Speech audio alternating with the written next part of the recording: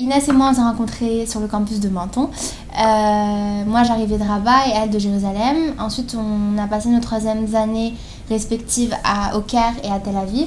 On a fait nos masters ici. On s'est retrouvés pour faire le festival. On l'a fait pendant 3 ans. Donc, Pèlerinage en décalage est le premier festival israélo-palestinien artistique indépendant à Paris qu'on a lancé en 2014. Du théâtre, du cinéma, de la photographie, de la mode, à la Bellevilloise pendant 2 jours. On avait un public et en fait on s'est dit que ce serait génial d'avoir le temps et l'espace d'utiliser ce même contenu artistique et de l'exposer à des personnes plus jeunes et de réussir à en faire quelque chose sur la durée et pourquoi pas en cours. C'est un cours qui s'intéresse à toutes les formes d'art qui sont liées en fait au conflit israélo-palestinien. Qu'est-ce qu'on peut apporter avec l'art à un conflit sans parler de paix, juste de parler de progression dans les idées. Moi, le conflit israélo-palestinien, j'avais surtout abordé en termes géopolitiques ou historiques en cours classique. Et c'est vrai que je trouvais que c'était une bonne opportunité de pouvoir le voir sous un autre angle, avec l'angle artistique.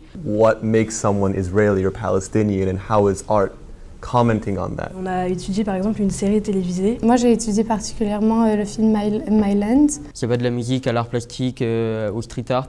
Et je pense que c'est la diversité aussi qui m'a intéressé. Et ça, on l'a appris pendant les 3 ans du festival. On avait la meilleure bibliothèque possible parce qu'on avait rencontré, je sais pas, des dizaines et des dizaines d'artistes en 3 ans.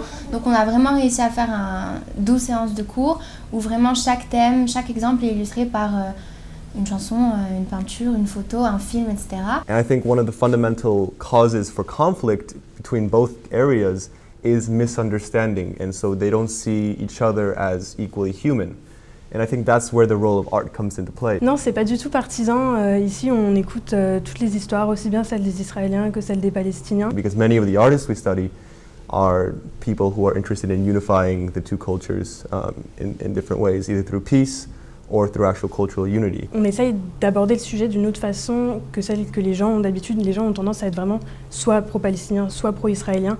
Là, on sort de ces cases et on voit que c'est beaucoup plus complexe. Ils en ressortent en fait avec ce qu'ils veulent. Ce qu'on veut juste, c'est qu'ils cogitent de manière un peu non conventionnelle, alternative, en se basant sur des supports qu'ils n'ont pas forcément l'habitude d'avoir à Sciences Po.